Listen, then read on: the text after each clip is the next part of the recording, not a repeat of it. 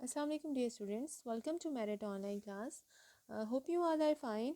हम लोगों ने रिवीजन स्टार्ट की थी करंट इलेक्ट्रिसिटी चैप्टर की, और प्रीवियस लेक्चर में हमने रिवाइज किया था ओहम्स लॉ को। ठीक है, आज मैं आपको रिव्यू लेक्चर दूंगी about current voltage characteristics of ohmic and non ohmic conductors. ठीक है, आई वी करेक्टरिस्टिक्स का मीनिंग है कि current voltage characteristics of ohmic and non ohmic conductors. तो सबसे पहले देखते हैं कि हमारे पास ये जो ओहमिक और नॉन ओहमिक कंडक्टर्स हैं ये होते क्या हैं। ठीक है, तो ओहमिक कंडक्टर तमाम वो वाले आपके पास कंडक्टर्स जो कि ओहम लॉ को फॉलो करते हैं। ठीक है, जिन पे ओहम्स लॉ एप्लीकेबल है वो आपके पास क्या होते हैं, ओहमिक कंडक्टर्स होते हैं। तो ओहमिक कंडक्टर्स आपके पास ऐसे कंडक्टर्स हैं जो ओहम लॉ को फॉलो करते हैं। लेकिन अब ओहम लॉ होता क्या है, देखिए हमने कल भी पढ़ा था कि जब भी हमारे पास जो है वो करंट और वोल्टेज एक दूसरे के डायरेक्टली प्रोपोर्शन होंगे, कि जिस रेशो के साथ आपके पास जो है वो वोल्टेज इंक्रीज़ होगा तो उसी रेशो के साथ आपके पास करंट भी इंक्रीज़ होता है। ठीक है, लेकिन आपके पास कंडीशन क्या होती है, कंडीशन ये है कि रेजिस्टेंस क्या होनी चाहिए, आपके पास कांस्टेंट होनी चाहिए। कल भी हमने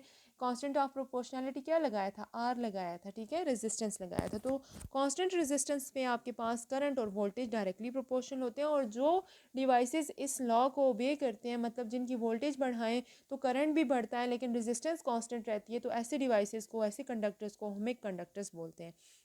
नॉन ओमिक कंडक्टर्स की बात करें तो नॉन ओमिक कंडक्टर्स हमारे पास ऐसे कंडक्टर्स हैं जो कि ओहम लॉ को फॉलो नहीं करते। ओहम लॉ को इसलिए फॉलो नहीं करते क्योंकि ऐसे डिवाइसेस होते हैं जिसमें वोल्टेज और करंट का आपस में डायरेक्ट रिलेशन नहीं होता। ठीक है, वोल्टेज चेंज करने से, वोल्टेज बढ़ाने से करंट जो है वो डायरेक्टली इनका आपस में रिलेशन नहीं होता, उसी रेशो के साथ करंट जो है वो नहीं बढ़ता। इसकी वजह ये होती है कि इन डिवाइसेस में आपके पास जो रेजिस्टेंस होती है वो कांस्टेंट नहीं रहती। ठीक है, वो with the change in voltage क्या होती है, वो बढ़नी शुरू हो जाती है या फिर कम होनी शुरू हो जाती है। तो ऐसे डिवाइसेस को जो कि ओहम लॉ को फॉलो नहीं करते, जिसमें रेजिस्टेंस कांस्टेंट नहीं होती, वी और आई का डायरेक्ट रिलेशन नहीं होता, वो आपके पास नॉन ओहमिक कंडक्टर्स होते हैं। ठीक है, यहाँ पे कुछ करेक्टरिस्टिक्स हैं इनकी, हम लोग ग्राफ की मदद से देखेंगे कि हमारे पास जो ओहमिक कंडक्टर्स हैं उनका ग्राफ कैसे होता है और नॉन ओहमिक कंडक्टर्स का कैसा ग्राफ होता है। तो सबसे पहले हमारे पास मेटेलिक कंडक्टर्स आ जाते हैं।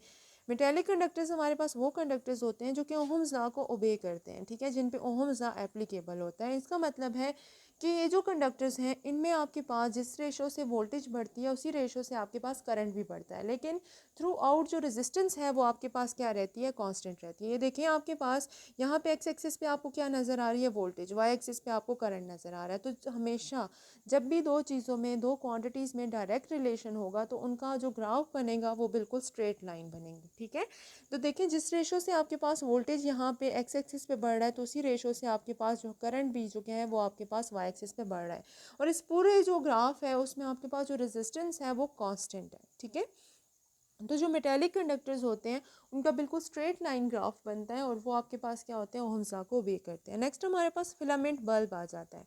ये हमारे पास नॉन ओमिक कंडक्टर है। ठीक है, फर्स्ट जो हमने पढ़ा था मेटेलिक कंडक्टर वो हमारे पास ओमिक कंडक्टर था, ये हमारे पास नॉन ओमिक कंडक्टर है। फिलामेंट बल्ब की अगर हम देखें तो फिलामेंट बल्ब हमारे पास एक नॉन ओमिक कंडक्टर है। नॉन ओमिक कंडक्टर का मतलब है कि हमारे पास इसमें वोल्टेज और करंट जो है वो डायरेक्टली प्रोपोर्शनल नहीं है। जिस रेशो से हमारे पास वोल्टेज अगर हम बढ़ाएं तो उस रेशो से हमारे पास करंट नहीं बढ़ता। इसकी वजह क्या है, इसकी वजह ये है कि हमारे पास जो फिलामेंट बल्ब है उसमें रेजिस्टेंस कांस्टेंट नहीं रहती। जैसे ही हम वोल्टेज बढ़ाते हैं उसके साथ रेजिस्टेंस भी बढ़नी शुरू हो जाती है।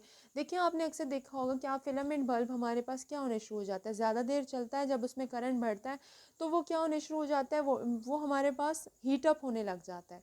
तो जब हीट अप होता है, तो जब भी कोई चीज़ हीट अप होती है तो उसमें रेजिस्टेंस बढ़ जाती है। आपने रेजिस्टेंस वाले टॉपिक में पढ़ा हुआ है कि जब भी कोई चीज़ हीट अप होती है तो उसकी रेजिस्टेंस जो है वो डायरेक्टली प्रोपोर्शनल टेम्परेचर के साथ। जैसे ही टेम्परेचर बढ़ता है, चीज़ हीट अप होती है, उसकी रेजिस्टेंस भी क्या होने लग जाती है, बढ़ने लग जाती है। ठीक है, तो यहाँ पर फिलामेंट बल्ब जैसे ही हीट अप होगा उसमें जितना ज़्यादा वोल्टेज जो है वो वोल्टेज उसमें जितना ज़्यादा होगा उतना ज़्यादा वो हीट अप होगा। जब हीट अप होगा तो उसकी रेजिस्टेंस बढ़ने लग जाएगी। और आपको ये भी पता है according to Ohm's law V is equals to I R. ठीक है, और I is equals to V by R. ठीक है, V और R का अगर आप देखें तो इन्वर्स रिलेशन है, रेजिस्टेंस बढ़ेगी तो करंट कम होगा।